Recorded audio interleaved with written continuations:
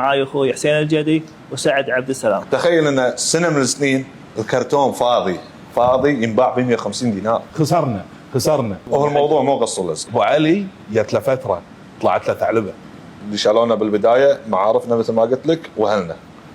الصار اقول له يا ابن الناس ترى هو مو ورقه تقصها وتحطها واقول لك هاك السياره.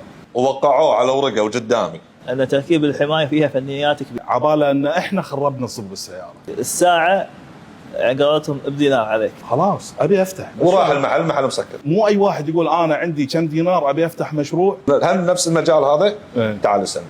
بس اذا السياره كانت مصبوغه تركب حمايه تشيلها يطلع الصبغ. جدف ربك كاتب لك. الخبره كانت على الزيرو. لي قدام بتشوف طعمها. انت متواهق تبي عمال. احنا عرفنا موضوع الاكسسوارات والكماليات بس نسينا موضوع الاهم. اي مبلغ لو ب1000 لو مو ب1000 اقل من 1000 دينار الحلال.